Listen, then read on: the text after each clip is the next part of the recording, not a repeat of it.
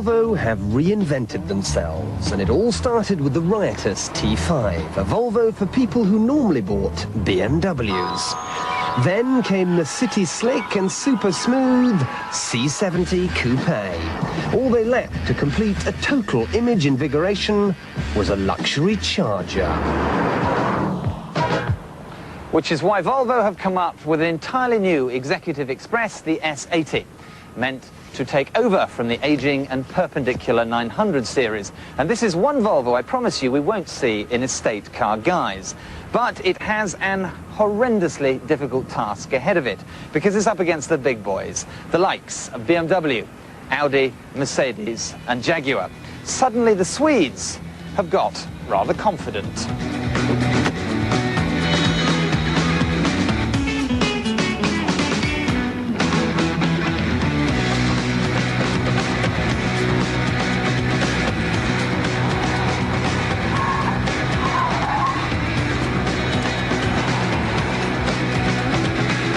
Enough of the acrobatics. S80s are powered by 5- and 6-cylinder transverse engines, 3 petrol and 1 diesel. Their front-wheel drive carry 18 different computers, have air conditioning as standard, and prices kick off at £22,000, rising to 36 grand for this, the Big Daddy, the T6. But despite 272 horses and twin turbos, this T6 doesn't feel like a driver's car. The ride is restless and fidgety, it doesn't feel composed. And the power steering pump, it seems like it can't keep pace with the wheel. At the straight ahead position it feels vague and lumpen. And then when you turn in, there's not much crispness. It feels a bit flaccid. Inside, it really is a paragon of ergonomic design, a control freak's paradise. You've got the usual things like cruise control, air conditioning, electric memory seats, trip computer, but there's also a little switch here which folds your headrests flat for reversing, another switch here for folding your door mirrors in for those close encounters, lots and lots of cup holders, even a little coin dispenser. But the pièce de résistance has to be this, which is the satellite navigation. You press a button here on the steering column, and up from the fascia, 700 meters ahead, turn right, comes your screen, which tells you where to go, where you should be, this disembodied voice. Turn left. And it's supposed to be the safest Volvo yet. Not only does it have SIPs, side impact protection system, but it's now got WIPs. Turn left.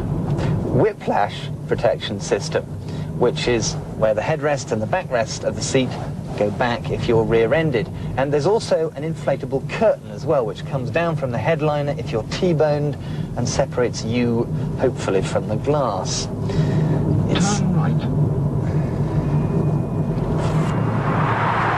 This car is safer than staying in bed. in lots of ways, it's very good, handsome, cosseting, quick and well-specced. But it lacks one vital ingredient, essential to the world of corporate high flyers. When you ooze into your reserved parking space and walk away to the boardroom, it doesn't insist you turn around for that second admiring glance. It doesn't try to seduce you. And frankly, if you don't look twice, why should the birds? Don't misunderstand me though, the S80 will always get you to that meeting quickly, softly and safely. But if you're looking for any more than that, you could be disappointed. And it's not because the S80 doesn't have a certain shoulder-padded authority. It does. In the company of the Germans, it looks confident and self-assured. No, its problem is a simple one. It's just too earnest, too uninvolving, too unemotional. And when you're spending between £22,000 and £37,000, emotion should come as standard.